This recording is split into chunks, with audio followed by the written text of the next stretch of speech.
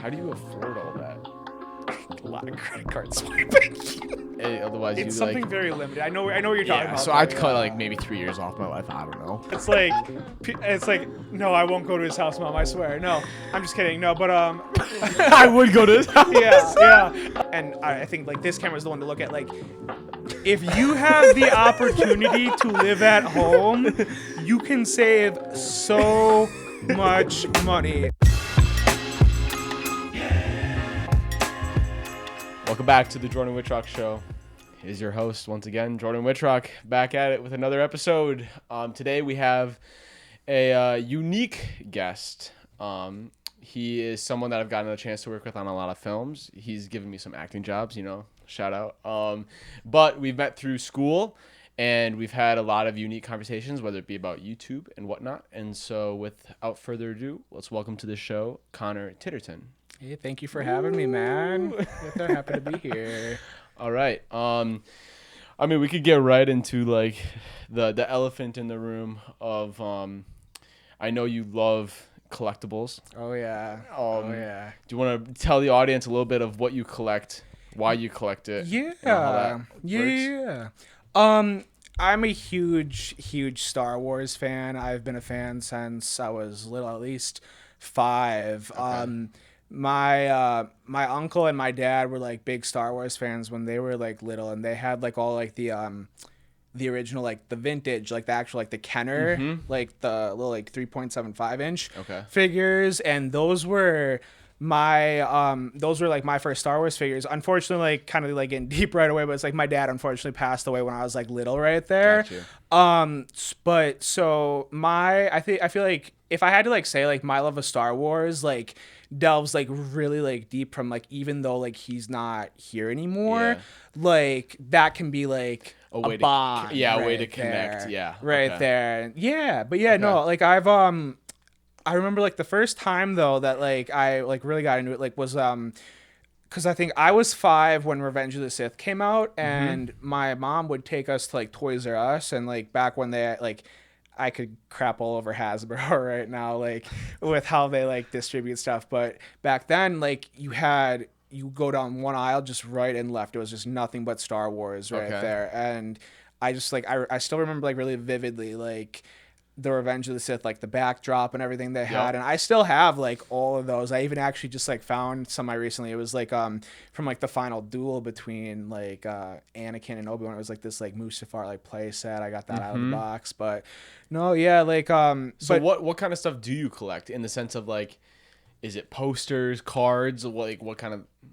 It's I got back into collecting like 2017, but it was like started like it got back with like the Funko Pops, and then it What are those for audience and myself? Yeah, so they're like they're like a vinyl kind of like bobblehead kind of type figure. Yeah. So my brother actually used to start to get them. Like he didn't go as hard as like I ended up going, because like I'm obsessive right there. But I was like, oh, these are like ugly bobbleheads, because like I had like bobbleheads from like going to like brewer games and stuff over the years, but I got into those, and then that kind of parlayed to like the action figures. They had for Star Wars and like Marvel, they had like these like 6-inch figures. I got those. Then they have like a modern day line based off the original Kenner line called the Vintage Collection, so then got into those. And then even this year I got back into cards, which that's a whole thing we kind of talked about like off camera before.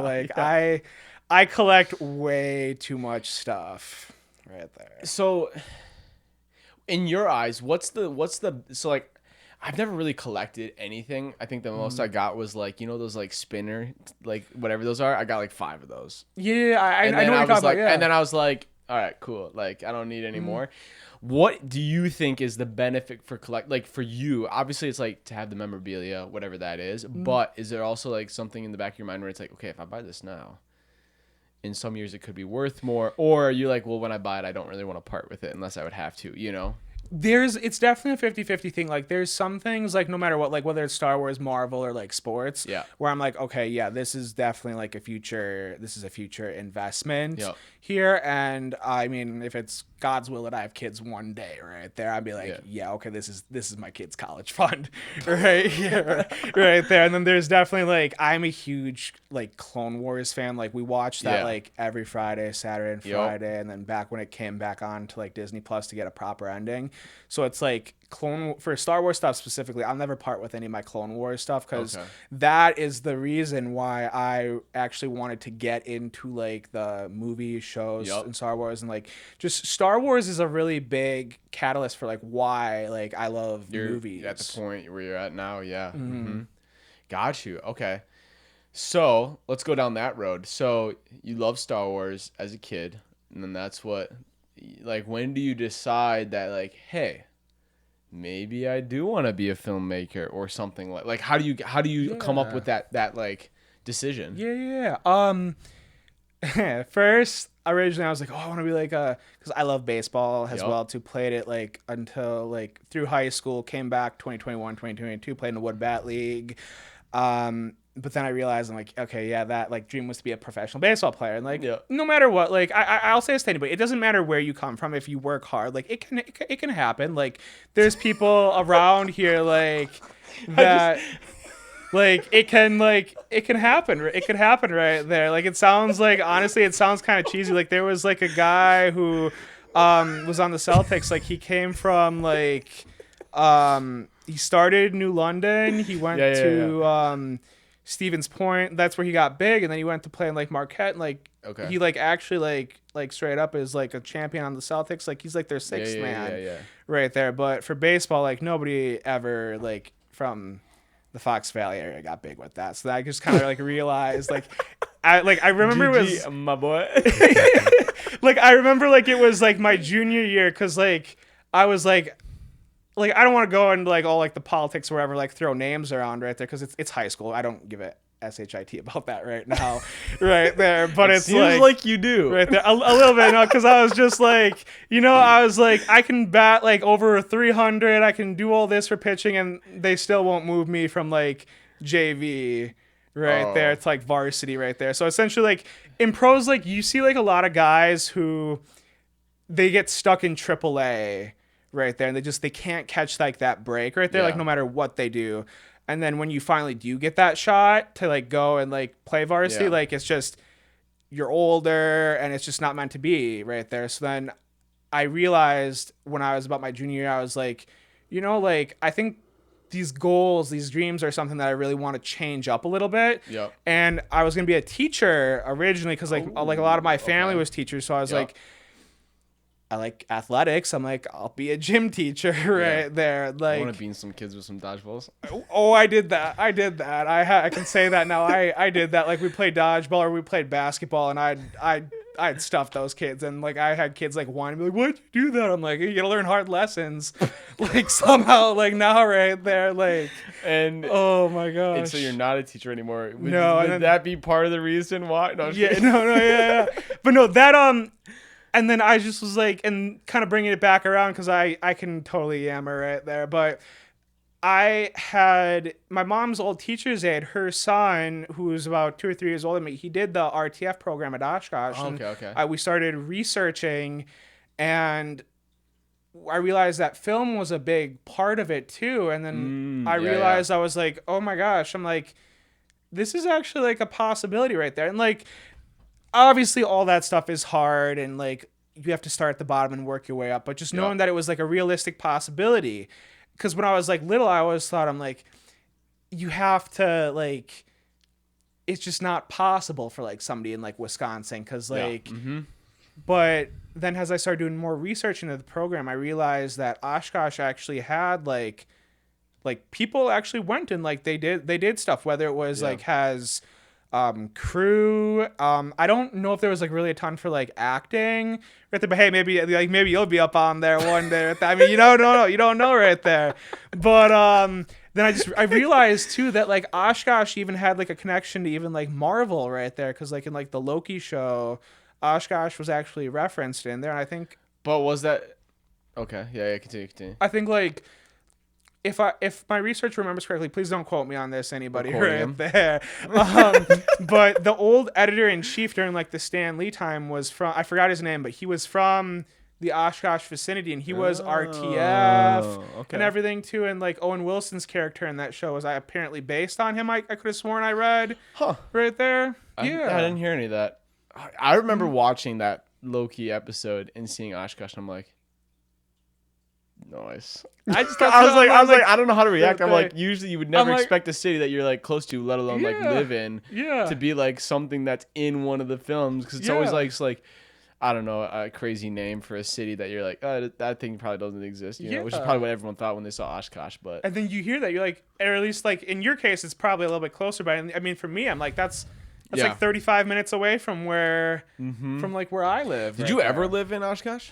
I did not. No, that's another good thing we can like talk on too. So like during my college time, I commuted the whole time. I never did the dorm route or living off campus. I commuted the whole time. And honestly, like I think for me, like that was probably the best, because for me personally, like I struggle with like anxiety and like OCD related stuff. Like I've been on med, so I don't know how many years it's been. Probably been about like 8 years. Okay. Like, gotcha.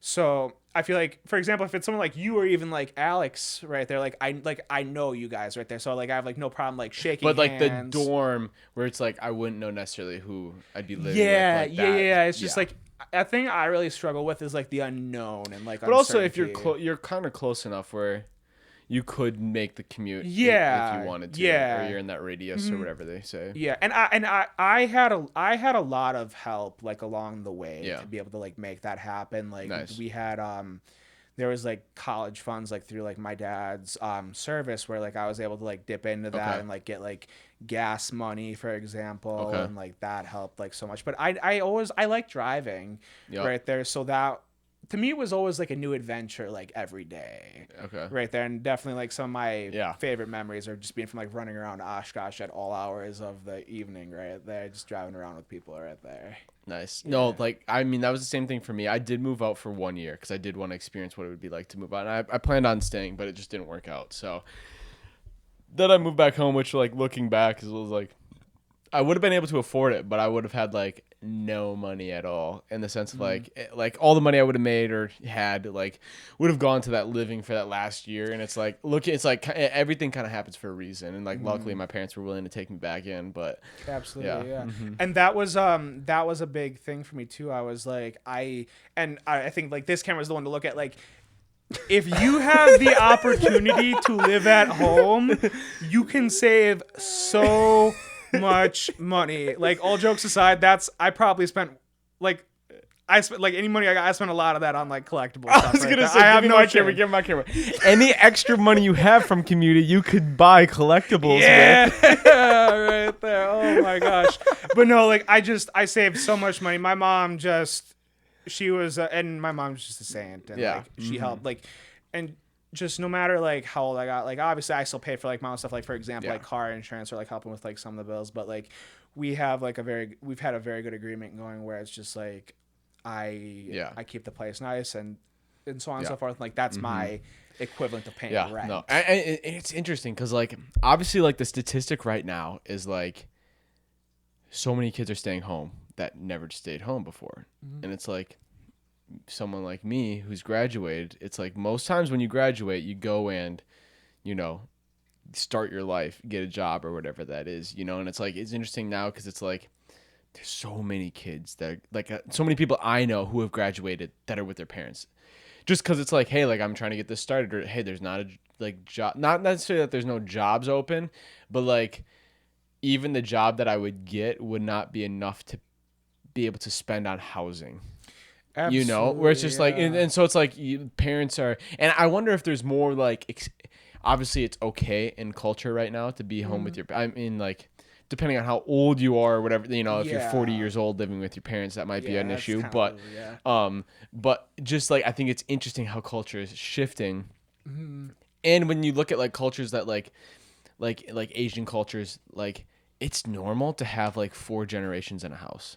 Yeah. Oh, yeah. Whereas like United States, it's like, no, we put our elders in an assisted living. Like, we don't want to see them. Like, someone else take care of them because I want to do me. And it's like, no, like, they would keep an elder alive and let a child die if there wasn't enough food. Like, that's what they would do because their elders held that much, like, respect in the family hierarchy and stuff like that. But 100%. Like, I'm obviously, like, no pro in any studies or anything like that, but I remember, like, I've heard things related to that before, and I feel like there's, like, a connection I have where, some friends of mine, like, they're like Asian American right there, and like like when we were like in like the high school time, like their like grandparents had like lived with them a while, and just even in like my own personal like life, and I feel like a lot too, like my grandma, like, just because like my like unique situation there, like she helped raise us right there because my mom was a single mom and she had to go to work as well right there, but my grandma, I remember when we were little, like she sold the house that she like had raised my mom in, and then like the house that we grew up in, she like kind of like built like her own like apartment complex wing, I guess if you want to call that. Yeah. And I know the Brazilian culture, I know, is like really like they have like that same kind of like that familial kind of bond, and that was something that I know in our house growing up was like really like established from a very young age, where I know that like if my mom were ever in a position to where like something like that for whatever reason, like I do it in a heartbeat too, because like my mom is like literally like my best friend right there. We kind of like that. My family got a unique opportunity when my grandma was sick and couldn't really stay in her own place anymore. My mom's like, well, I'm not going to let my mom go into a nursing home. So between her and one of her sisters, my grandma will share time between or whatever. And it was kind of unique because we weren't that close to that side of the family. So, I mean, she was sick, but she would have good days. And on those good days, it was interesting because it was like, okay, this would be what it would be like to have, like, you could tell that before she came to our house, like our house, we have 6 kids, not in the house, but my family has 6 kids, 2 parents, dogs, cats, a couple fish, but it's chaos like going around everywhere. So it's like there's always something going on, and it's and they say like kids almost make like older people feel young again. And absolutely. You could tell her get a little bit more spring in her step and a little bit more excitement and enjoyment, for her last months, because she was just around so much action. Like when you're by yourself, it's isolating, especially at that age, because you're not able to go out and do something to like get away from that isolation. You're kind of just stuck in your house.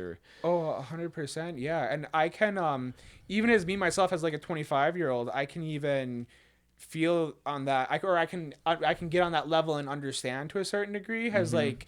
Because obviously, like, going to Oshkosh, like, I still talk to some people from high school, like, every so often, but we're not as tight as, like, I'd say, like, people from, like, Appleton or, like, Oshkosh that I'm friends with right there. And, like, I know, like, I'm, like, I'm 10 minutes away from where my grandma lives, or, like, I'm 10 minutes away from my cousin's aunt, uncle, and, like, my mom, like, during the day, she's, like, at the place there, and, like, she's happily married now, and like, but like she's there for like the day, then like later on she goes, and then like I'm like by myself right there. Like I got my dogs of course and all my stuff right there, but it's like, and there's still like that, like that, whether it's like with friends or family, like, there's still that like connection right there, and like it's not like isolating, but it's like there's also, especially I feel like when it gets to like the winter time too, especially like being in Wisconsin, where it's just like it just like drains you right there. But I feel like that I kind of bring it back around again, like that, like community is not the word, but like I'm looking for exactly, but like just like village, the village. Thank you. It's like the village, like whether it's family for like village or like community with like friends, like that is something that just that togetherness, just it's like a jolt of adrenaline like right into you that like ignites something up right there. No, it's great. Like my family moved around so much, like we lived in where we live now. We've lived here for like 12 years. We moved here when I was in 6th grade, so I have friends here, but like before that we were moving every 3 years, so like your only source of friendship or like community came from your family. Like you didn't have friends because you figured you were going to move in 3 years. So your best friend became your siblings, for better or worse, which I think is like confusing for me when people are like, I hate my sibling, or like, man, we just don't get along. Like, it's like, I get that you're forced to be friends with them, you know, sometimes you don't want to be friends with them, but like, how can you like hate someone that's like blood, you know, if they didn't do something terrible to you, you know, just existing. No, no, totally. Yeah. Like I myself, like I have like one sibling right there. I'll just like be the nice, like I'll say it nicely, like we're not really exactly on talking terms right now. But no matter what, like I love him. He's my brother, and I want him to succeed in whatever he chooses to do in life. Yeah, no, cool. All right, so you graduated. Yes. Do you have any future projects that you're working on, or any plans that you have going on? Yeah. So kind of like parlaying off that, I know did graduate. Yes, I did go back to take 440. Yep. Which I think we can in Oshkosh, like in school. That's like the top film class you would take. Like that's the final film class you would take. Yep. Yeah. For at the University of Oshkosh, yes. Advanced production class. That's like the one that like I know like a lot of people want to take, and has you're actually acting in that one too, right there. And that one we are in post-production right now. We began that about a week ago, and I'm not going to be helping. I know. Sorry, Caleb. I'm not going to be helping on any stuff today because I have to go work on another production right there. But we are deep in production. That one, we're premiering that one at the Time Theater. And what's oh yeah, you can finish, sorry. Oh no, you're good. We're premiering that one May 18th at the Time Theater. That one I'm a producer on, and nice. I may or may not have a small cameo. I don't know. That's what I want to talk about is the shooting of that film. Oh, that so let's like get into that, So like how did that all come together, and like location, and what's the film called, and all that kind of stuff. So the film is called Voices. The best way how I can say it without giving away any spoilers is it's kind of like a cabin in the woods type thriller. Two brothers are going to they're just going to clean out the cabin from like that was their dad's, and the dad had disappeared. He basically ran out on them. And through a series of events, like some the things brothers get closer. They get closer, and it leads to some revelations there. But that one, we did film in Shiocton, Wisconsin. That was originally where the location was going to be on. The guy Evan, who is our editor, we were supposed to film, I want to say it was at his grandpa's cabin in Shiocton, but that unfortunately fell through. And kind of jokingly to my mom, my stepdad, his name is Corey, and I was like, oh, I wish he still had his Shiocton cabin and land, just kind of like joking about it. And she was like, oh, he actually bought it back not too long ago. And so then one thing led to another. Then we had our new location, and I think I want to say it was almost a month ago now we filmed Ballpark, and that was just March, so it's kind of like it wasn't warm, it wasn't cold, but it was wet. It was very wet. There was so much, and it's like a marshy area, so there was so much water that was and it just rained like the night before, like the night before too. We had bad water wise. Oh my gosh. Which leads to my question, like, so we had to take these, what are they called? UTVs, right? Isn't that what they're called? I jokingly say it's like a cousin of them. I think they were called like kabutos. Okay, kabutos, something like that. But essentially, for the sake of the story, like an ATV type thing. But we had to take them to get to, because it was so wet, our cars would get stuck. Like, there was we had like the tires were this far into the ground, like when we were driving through the gravel and in the mud, because it was so bad. Like I took pictures even too. It's wild. What did you have to go back and film them, or how did that go? So I actually didn't tell I told my mom about that. I didn't tell my stepdad. Sorry, Corey. But sorry, Jay. Also, he's like one of my stepdad's like right hand guys. But that's crazy. But no, I didn't have to go back. Okay. I think those were taken care of. But, well, they would have had to. There's no way that you're driving through that. Like, it was pretty bad. I remember at least there's a couple close calls. So it's such a weird area because it's like, I don't know if you know what like a cranberry bog is, but like that's what it was. So like you have the cranberry bog, and then there's usually like a row that you have like a gravel or like something that you could drive in between the fields or whatever. Yeah. That's what it felt like, because there was just water on both sides, and there was like a driveway that went on forever into the woods. Yeah. That was just like, but because it was so muddy, it was so slippery. So when you're driving them, if you hit your brake too much, you just start power sliding, which means you could power slide into the water. Yeah. There was a couple close calls where I was like in the passenger seat, whoever was driving, and I was like, we're going in. Right. I thought there was definitely something too, like, call me paranoid. I mean, I'm paranoid as it gets already right there, but it's like there was one where I could have sworn like I felt like a tilt right there. I was like, oh my gosh, right there. But no, that was fun. Okay, I have to bring this up. So we got very muddy. Right there, okay. Speaking of paranoid, when I went to go let you in the door, whenever I went downstairs, and I started playing the Michael Myers theme.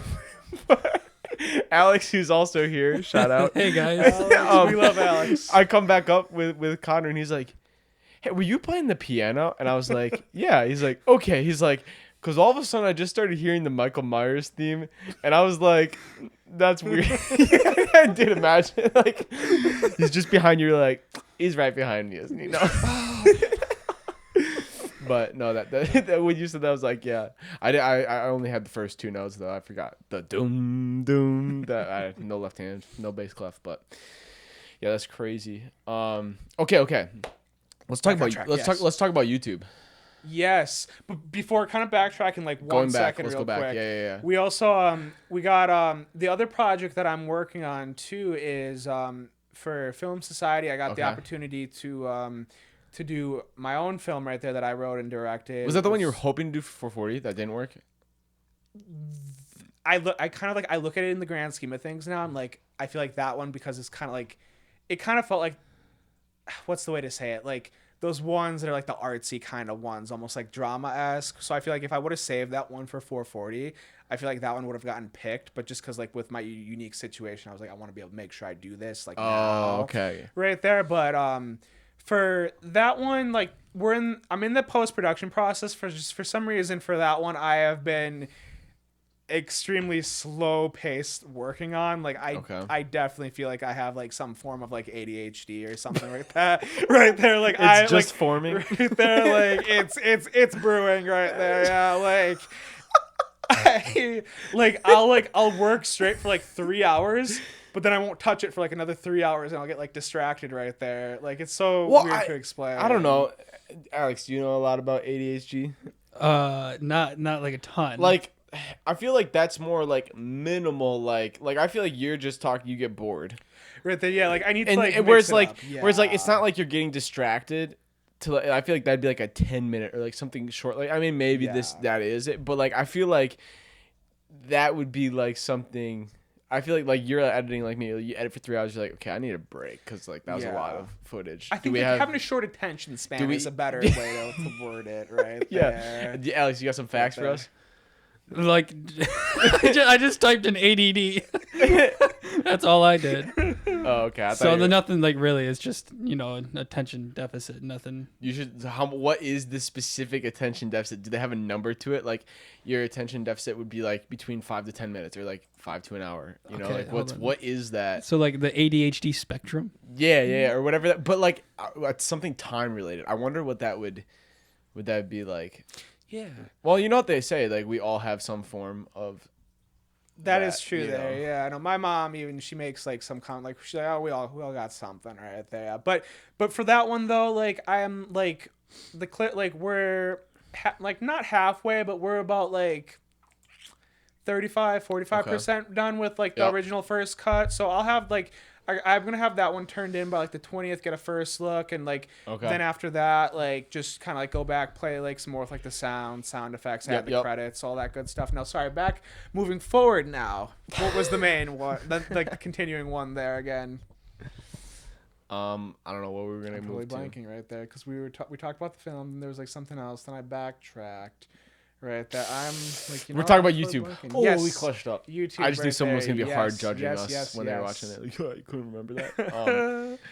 I mean, like, I don't mean to like get ahead of the curve right here, but I feel like for the stuff what I do is like it's very niche. Yeah. Right there, like it's a lot of. Well, I feel like yours is impressive though because it's so niche, but you still get decent viewership with YouTube. Or like I guess what made you want to do YouTube with their content? Explain your content and then why you wanted to do it. Yeah. So middle school, early high school, like I did like a YouTube and like I did like a lot of like Pokemon like video game kind of stuff because like middle school was really into Pokemon, kind of parlayed to like card openings and like autograph recaps, or like I'd go to like Wisconsin Timber Outlet games, the Brewers minor league affiliate near us, get autographs, post recaps of those. And then didn't do YouTube for like a number of years, but I want like around like 2019, 2020, I was like, I want to jump back into doing this because this is fun right there. And I tried to get like one for like collectibles go like in my collection. I tried to get it off the ground for about 2019, 2020, so about 3-4 years, and then like I recorded stuff, but I never put it together. Okay. And then I think it was about end of 22. I filmed some stuff, made some filmed and edited some videos. Like I have Avid at home. I need to just start instead of using my phone just with our degree and everything. And you have Avid? I do have Avid. You pay for Avid? Right there. Yeah. And you don't use it? I have been using it, but okay. I need to use it more. Because that stuff's expensive. If you're not using it. It is, yeah. Okay, wait, did we get any facts about... Wait, Alex, did we get... I'm just looking at you from the screen. Yeah, no, that's why I was confused. I'm looking at you, but... Okay, well, break us down. Do we have a timestamp? There is no timestamp. Okay, cool. Yeah, sorry. So I'm sorry, but you do have ADHD. I knew it. It's severe. Oh my gosh. Mom. There's I don't know. There's so many different things. Yeah. But for YouTube though, then 2023 I started, and I was more like reviewing, kind of like unboxing like the Star Wars stuff that I got, whether it was like the vintage collection figures, the 6-inch figures, or this one brand that's stupid expensive but they're really detailed, Hot Toys. Okay. Right there. That one's kind of been kicking my ass right there with payment, because they have like payment plans, and those have just been crossing over. It's been dangerous. That sounds scary. It's the numbers, you would cringe at the numbers right there. Oh, like no. it's bad. It's very bad. But good news for the people at home. One more payment left on the credit card, and then $0 left. So let's go. Credit cards are dangerous, kids. Right there, yeah. But no, and then I would do kind of like go like just like record like what I found like out and about, like whether it was going like Walmart, Target, a card shop, a comic shop. Yep. There is a lot of that on YouTube, so I feel like the tougher thing is how can you make it different right there. And I feel like it's so like it can be like really like similar, so you're kind of getting mixed in there with everybody else who's doing it. And one, I feel like just has to figure out the ways how they can make it different to catch the eye. And I feel like a good way though how to how have you been doing it? I'll get into that for in 1 second, because I feel like I need to like get a bigger here's the ADHD popping up again. Shut up, Troy. I'm trying to stay on track. You're trying to engage my ADHD. But one good way for distribution, like kind of getting the videos out there that has helped me is like on these like Facebook groups that I'm on right there. It's just like sharing the videos. So I think right now, like my YouTube there, which the Star Wars enthusiast. Shout out.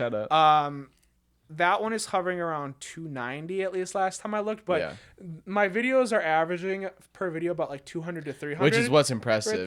Yeah. And then like I have a few videos, like I have about like I think 3 or 4 videos. They're like around the 1,000 like 1.5K range. Yep. And then I have one that all of a sudden like about a year ago just like shot up for like 3K. Let's go. But I feel like what I want to do more of to help break that thing of just like the toy hunts right there are going to more of those kind of like comic shops, or like going to comics right there, like comic shops, because like that's something different. It's not just like the usual like Target, Walmart, and like Walmart, and this is me bashing Hasbro, the distribution sucks there, and it sucks for Target as well. But you can go to these shops and you can find like these stuff from like years past that a lot of people just don't see anymore right there, because it was obviously from years past right there. So that's definitely one way how to help make it Got differently. you. And like Okay. one thing I need to do better is like now that I am more brushed up on Photoshop right there, instead of using this one app on my phone to make a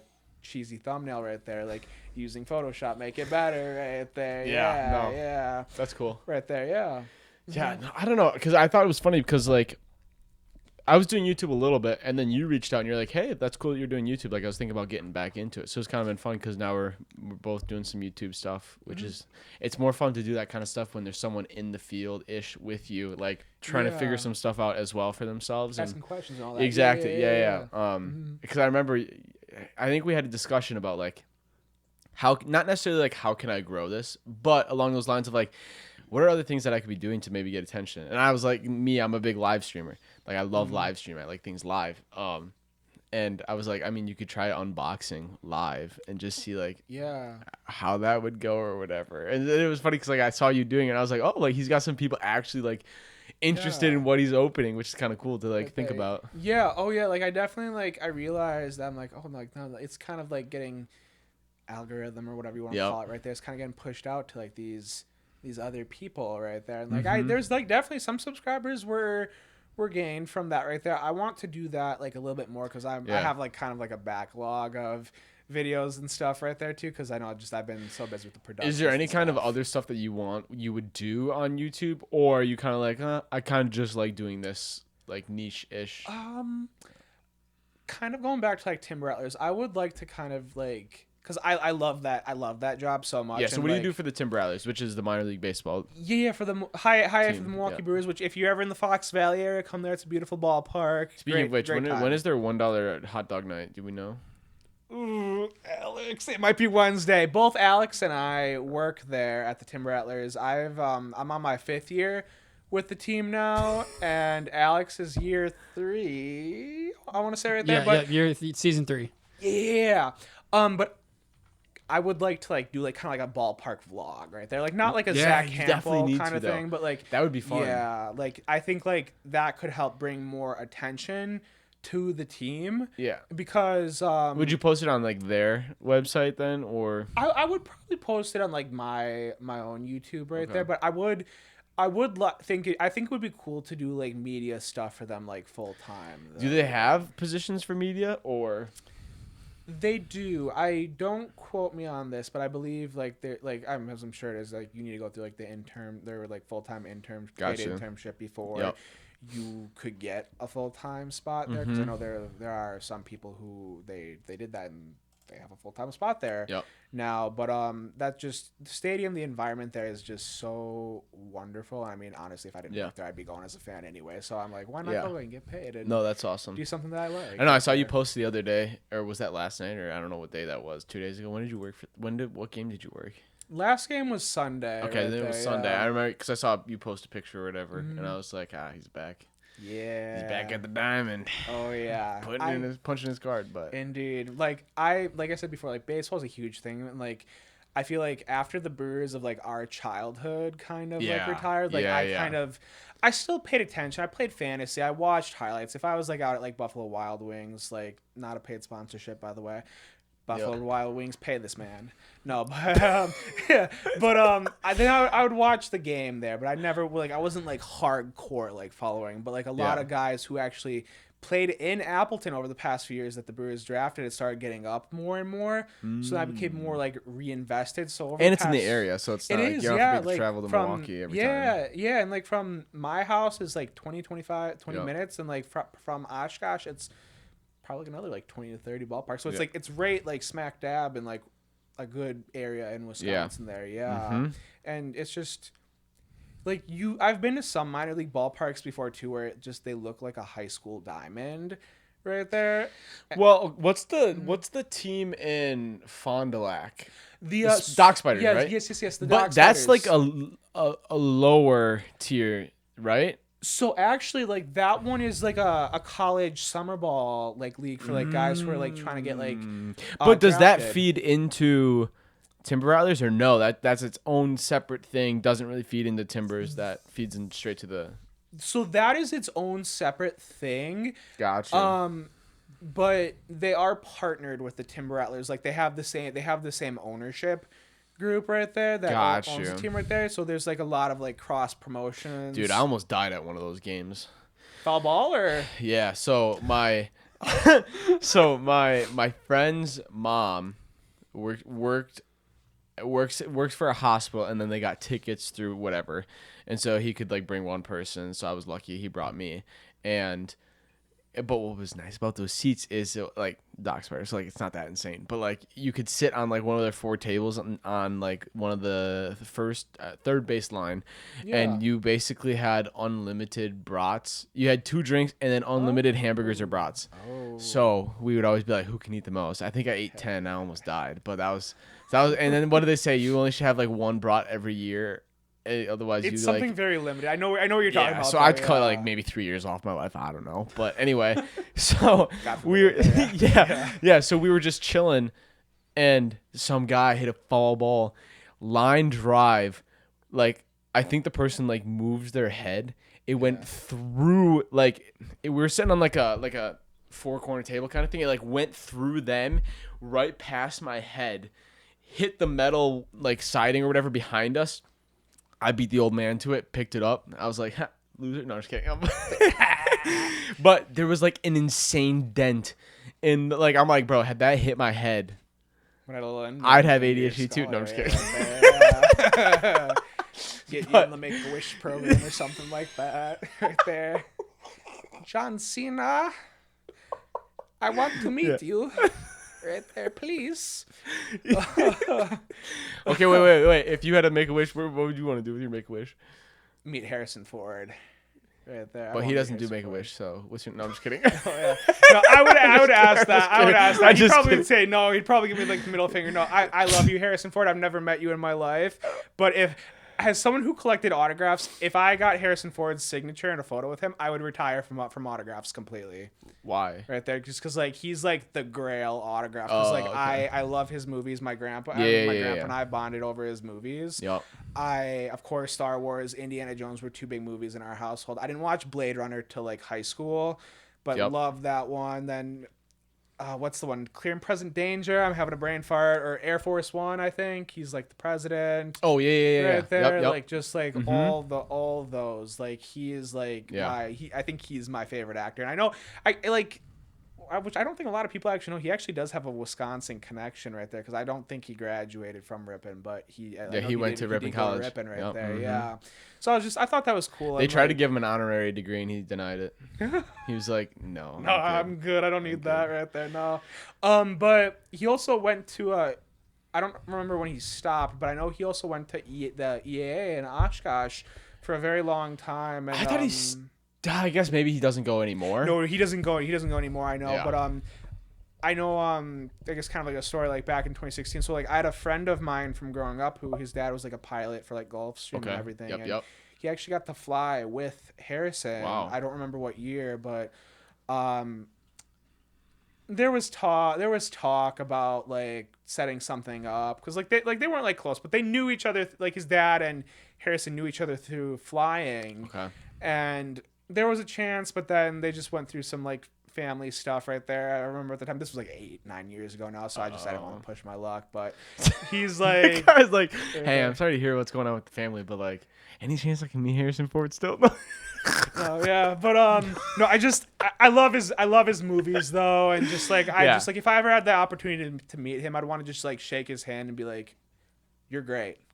Right there, yeah. You keep doing you, my guy. Yeah. Red Hulk, you were the best part of Captain America 4, but I'll stick with the classics right there. Yeah. Oh my goodness. I don't know. Oh, see, like if I met someone famous, I don't know how I'd react. Actually, I do know. I met Clay Matthews right after the Packers won the Super Bowl. I met Clay Matthews in the Menards. It was really funny. My brother and I don't know if I told the story, but I don't think so. My parents were redoing the basement, so they were my dad was like looking at light fixtures, my mom was looking at something else, and my brother and I were just screwing around in the store. Like we had like a ball. I don't know. We were definitely being more wild than we normally were in stores, and like like when you get like you just start like saying funny stuff, and it just keeps going. Well, I looked at this guy who was like hunched over a cart pushing it with like his parents, and I was like, dude, that guy kind of looks like Clay Matthews, and then I'm like looking at it more. I'm like, that guy looks like Clay Matthews. And I look at my brother, and he's like, yeah. And then, like, I would have been in like 3rd grade or whatever. Yeah. And I'm like, I got it. Like, we got to go tell Dad because, like, like, and Clay Matthews' dad was an NFL player. I think he was an NFL player. He was a professional sports or whatever. So like, I was like, that rings a bell, yeah. Yeah. So when we went up to my dad, I'm like, Dad, like, I think we saw Clay Matthews. Which my dad was like, oh, that's cool. He's like, well, like, can you point him out to me? And I'm like, because I was like, hey, like, I couldn't tell his hood was up, like, and his hair was tucked in, so you couldn't see his hair because he had that golden locks then. Oh yeah. And my dad's like, and we told him that his dad was there with his mom, and my dad's like, well, if his dad's there, I could tell if it was him, kind of thing. Yeah. And so then we like get closer or whatever, and my dad's like, oh, yep, that's him. And so then we walked up and shook his hand, and we're like, nice job winning the Super Bowl, my guy. Right there, yeah. Oh yeah. But I think that's gotta be like but like I was too young, so like I wasn't. I mean, maybe I was nervous. I don't remember being like super nervous because I was a kid. But I wonder how I would react if I met someone who was like super fan. Like I would hope that I'd just be like cool. Like I love your I love your work. I love your work. Right I just hope I would be cool. Right there, cool. Yeah. It's like not like, oh my gosh, because like I have a story that involves Tom Cruise. I don't know if I ever told you it. No, right there, yeah. We'll I was in Mission Impossible 1. Yes. No, just kidding. No. As someone who's like gotten that like a lot of like signatures, like I've gotten the opportunity to go for like MLB signature, like people who are MLB, minor league baseball. I have seen some just people. It's just the simple way to say it is just straight greed, right there. Like there's the different obvious difference. like the adults that push kids away to get the signature to sell it on like Amazon. I remember eBay for anybody who like probably like our age, like early mid 20s, right there. Like for example, like the Phillies who were like really good in like the early to mid 2000 or the mid 2000s, like early 2010s. Okay. Like Chase Utley or like Ryan Howard right there. I remember like I remember when I was like 12, I got bodied by like a 40-year-old man for these guys. Only the strong survive.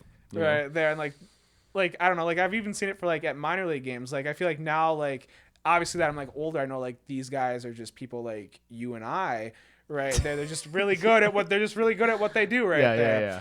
But I just like as like someone who also like works at Tim Rattlers, who like yes, I got autographs for like a lot of like the time. It's like I'm like a fan though, and I feel like these guys can like tell though, like you're a fan, like actually trying to like have like a conversation with them. And like this isn't to bash on anybody who gets autographs. I don't care how old you get, but don't like there was a guy who when Sal Frelick, who I forgot what he's like outfielder for the Brewers now, when he was in Appleton, there was a grown man had kid and everything, like harassed him, like he followed him up to the clubhouse to try and get a bat right there. This was like 2022. This dude's like 50 almost right there.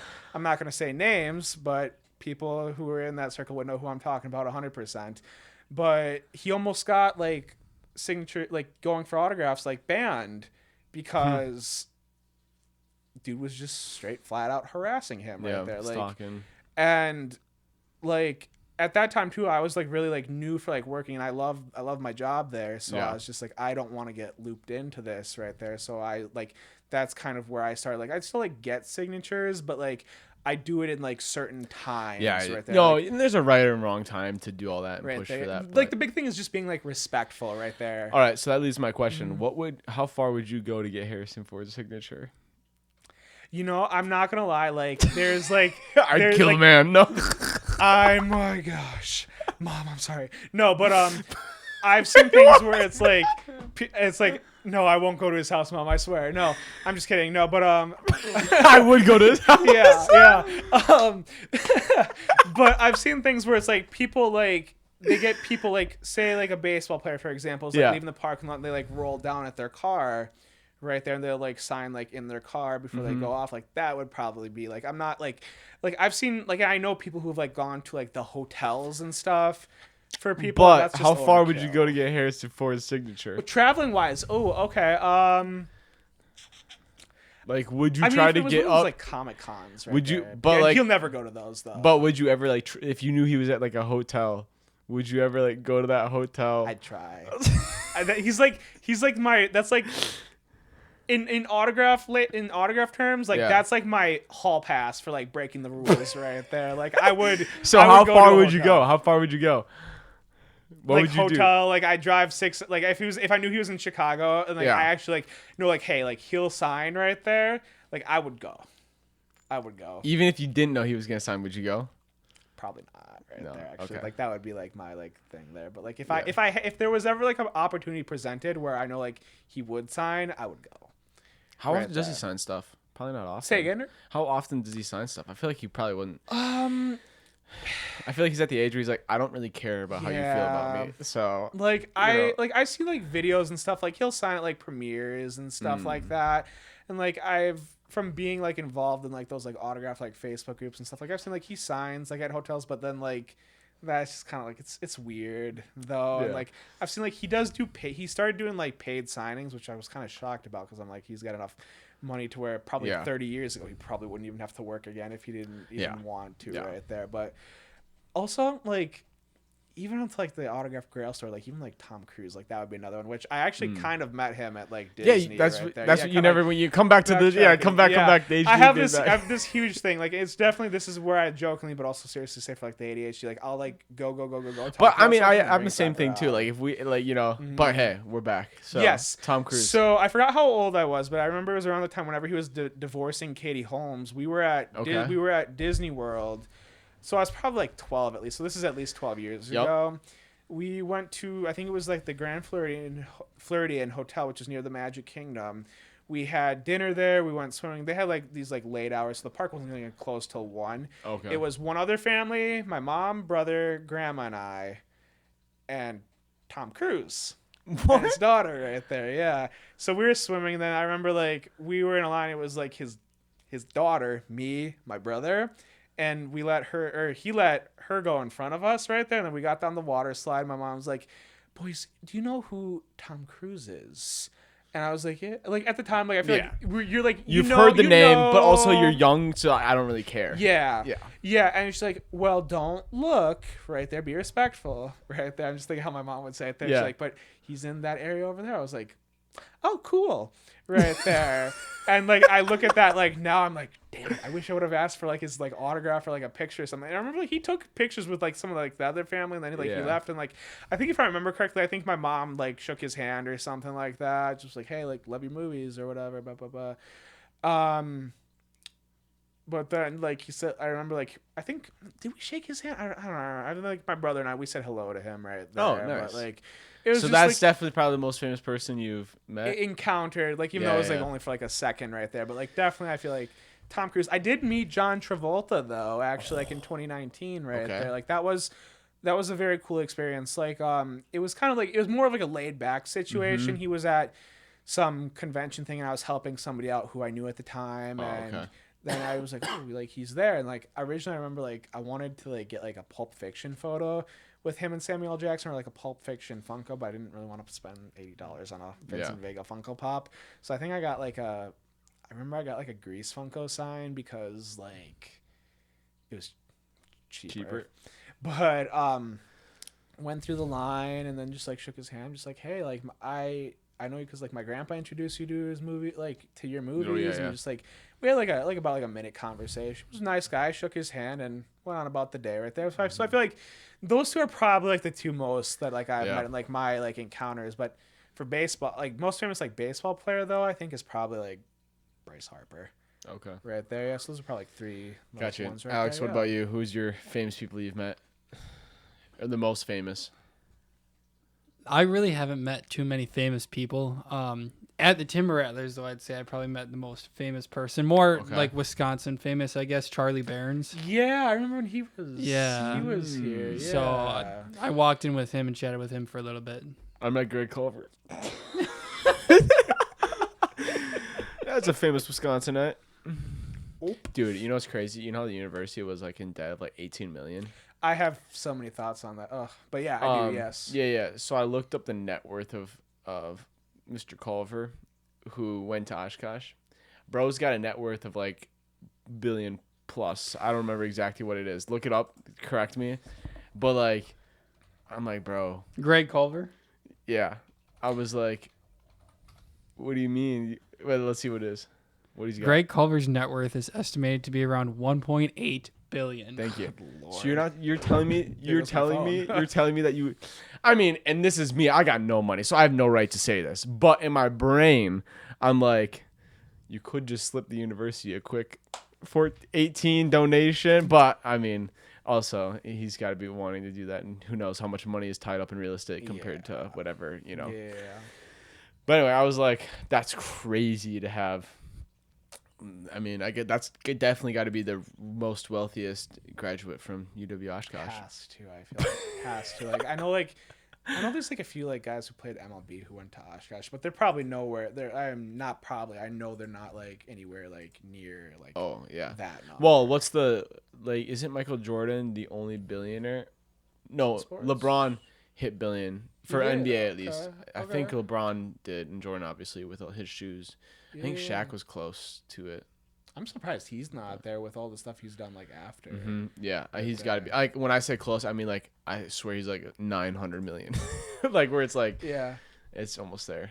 We're gonna get all the facts. Wait, look up like the most wealthiest sport athletes, and let's go down the list. Because I haven't looked at this in like a year. So just U.S. athletes. Just go athletes in total because most of them will be U.S. But like Ronaldo will be there, Messi will be there, you know, maybe Mbappe or Neymar. But of all time or like current? All time. Okay. Because then we'll get the Michael Jordan and all that kind of stuff. I wonder if Magic's on there.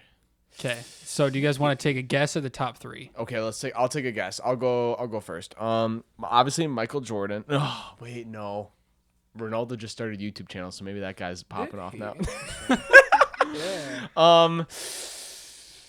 Because soccer is so big worldwide. Okay, so it's Michael Jordan just because of the shoes. I want to say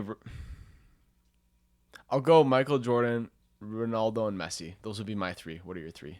Oh, but Serena Williams. Nah, but she don't got that money. I'm gonna mix one different one just to be different right there, but I'll say MJ. And again, just to be different, but I'll say Wayne Gretzky and Ronaldo. Who's Wayne Gretzky? He's hockey. He's like, I think. Wait, is that the guy who just got the scoring record? He got passed right there by. He got passed by the other guy. Okay, Alex Ovechkin. I'm butchering his last name, but he got passed. Yeah. Dude, how much? But I feel like those contracts aren't that big. Or is he big somewhere else? For Gretzky or yeah, like does he make a bunch of money somewhere else? To be honest, I'm really not sure right. All right, okay. There, to be all honest, right. Yeah. Hit us with like, wait, how many do you have? Does it give you like 10 or something like that? I've got the first 50. Okay, go give us the top 10. Okay. And start at 10 and go to 1 so we can see if we at least got some. Okay. So here we go. Starting at number 10, we do Floyd Mayweather, boxing. Really? Okay. Yep. And this is net worth, right? This is. Or is this money made from sports? Because then MJ's not going to be on there. This is 50 highest paid athletes of all time. Ooh, highest paid. Go net worth, highest net worth athlete, because highest paid is going to be different because like MJ wasn't paid as an athlete that much. Okay, well I'm going to be honest with you. MJ's number 1 on this list. But that's weird though because I guess. So maybe this is. Yeah. Hold on. See if there's one that's net worth. Okay. Because if you think about it, contracts back then is not going to be as much as they are now. So that's why I'm just worried. Yeah. And like maybe not necessarily for MJ, but like that's what I'd just be curious about if there's like something like that. Because I know like present day at least, I know the signing bonuses are like where like they get a lot of the money like off. Well, and that's guaranteed. Top guys, yep. Yeah. But then like once they start playing and making stuff, then obviously they got to work up to that. Yeah. I forget if it was like a Forbes or something that I saw. So it does change it a little bit different if it goes by net worth. Okay, go net worth because that's like, because I want to give credit to the people that have stuff outside of just their athletic sports. Okay, so I don't know what's your number that you got. Top 10? Yeah, I still got 10 again. Okay, let's go 10. Let's go 10 then. All right, number 10. So number 10 is Manny Pacquiao, another boxer. Okay, I was gonna say boxer. Number 9 is Roger Federer. Yep, tennis. Yep. He was around there. 8 is Floyd Mayweather again. Okay. So he's at 8. I wonder where he makes his money outside of boxing, or if boxing just made him. No, doesn't he have like a Scotch brand? Not a Scotch brand, but doesn't he have like an alcohol? I thought he had a hard liquor. Okay, continue. All right, then after him we got David Beckham. Okay, soccer, right? Yep. Is this 6 now? Yeah, this is 6. Okay. Lionel Messi. Oh, whoa. Okay. What's 5? 5 is Ronaldo. Dang it. Okay. Wow, I'm interested now. This is gonna be. Yeah. Number 4 is Tiger Woods. Oh, how did we forget about Tiger Woods? Yeah. Oh my gosh. Idiot. Okay, what? Okay. Yep. So on the other list, he was number 2. Okay, top 3. Here we go. Top 3, we have LeBron James. Yep. I almost went him instead of the 2 soccer players. We have Magic Johnson. Oh. Interesting. And then Michael Jordan at number 1. Dude, where's Shaquille on that list? Did you see it or no? Let me go back to the other list. Yeah. Just to get an idea of where he's at.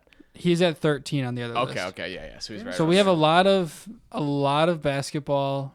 Golf is really high up there. Soccer, tennis.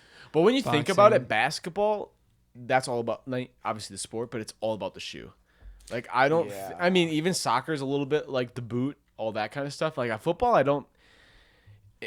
Is there something with football that's like that's the item you want? You know, I don't.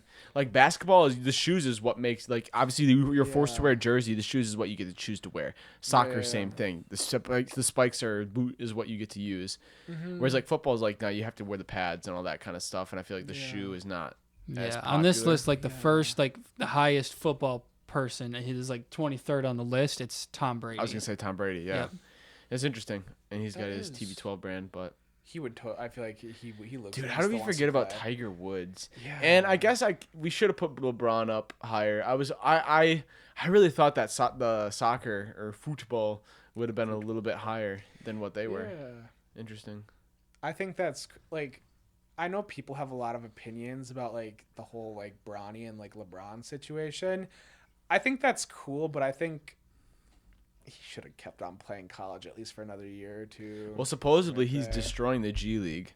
Is he? I honestly haven't like he like when he plays in the G League, he gets like 30 points a game. But then when he goes to the NBA, obviously he doesn't have the playing time and he doesn't have the continuity with those guys, so it's a little more challenging. But but again, you're always going to be looked down on if your dad's LeBron. Like so like, so it's like for him to be able to even compete at that level is really impressive. So for sure, I'm just trying to think.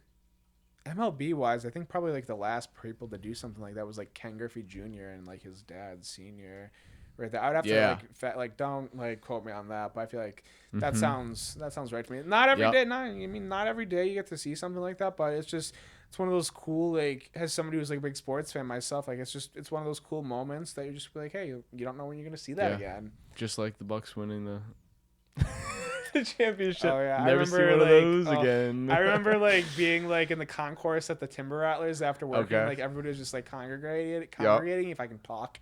But I just like watched. I was like, it'd be nice if the Brewers could do that, right there. Like I have. It's kind of impressive. In our lifetime, we've gotten to see the Packers win and the Bucks win. Yeah. And the last time the Bucks won was like the 60s or 70s or something. That sounds right. Yeah. So it's like. It's so cool to be able to see, and like we didn't have the cable, so we couldn't watch the game. But on the phone, on your phone, you could like watch on the NBA app. Like I think it was like one game. I don't know how it worked. I think it's blocked now, but the NBA app allowed you to get like 4 weird camera angles. So it was like the backboards, each backboard, and then there was like a weird one that really didn't show much of the game, but you could still watch it. And I remember we were outside and I was just had like my headphones on as we were watching a movie outside, and I had my phone, and I remember that like up to that point with KD, when KD takes that 3 and hits it, but his foot was that much over the line, which like took us to overtime or whatever. I forget how that ended, but then we were able to win, and I was like, "Whoa, it's crazy!" Yeah, and I remember being super hyped, and I remember watching in the living room the Bucks win and whatnot in 6. But yeah, cool. It's cool, like just like when your local team like actually like finally like they get it, it's just like you just get like so invested right there, and it's just like you're like yes, but it's like for the Brewers, they get so close like every year. Well, like I remember like they're really good until playoffs, and then they go 0-3 or 0 whatever. like even this past October, I remember like I was at like one of my weekend or like one of my part-time jobs is I cleaned for like my stepdad's company. Yep. I remember like the game was on and I saw Devin Williams give up the home run to Pete Alonso that sealed the deal for the Mets, I just remember like, no, I don't get like angry over like stuff, but I was just like, I had a bigger mess to clean. I had the paper towel in my hand. I spiked that. I was just like, you've got to be kidding me. Yeah. Right there. I was just like, oh my gosh. But it's like, the one that just still bugs me the most is the 2018 run. We would have gotten there. We would not have beaten the Red Sox though. Was that where we were one game away from being in the championship? I might have to get no. That was like 2011 or something. Was that like? I think 20. I remember it was pretty close then too. I remember, but I think this was the closest. I think we tied it. Was that Yelich's MVP year? Yes. I believe we'd have to check this, but I think we tied the series, and then we lost though. Yeah, because it went to Game 7 if I'm remembering correctly. Yeah.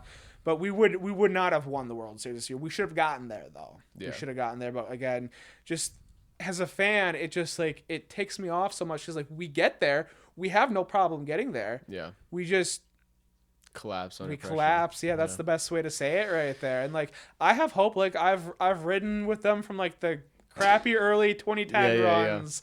Right there when we were like really bad. Right That's there. like the last time I really like. I think my dad was really into baseball at that time, and that was the last time I remember us like avidly watching most Brewer games, or at least it was on the TV. Yeah. But I haven't really followed them. And yeah. My brother is getting a little bit into baseball, so that's kind of like why we've watched them. But yeah. Oh heck yeah! Like it's like again, like I said, like now, like when like those guys we would have watched like growing up, like when they retired, lost interest, but like now like.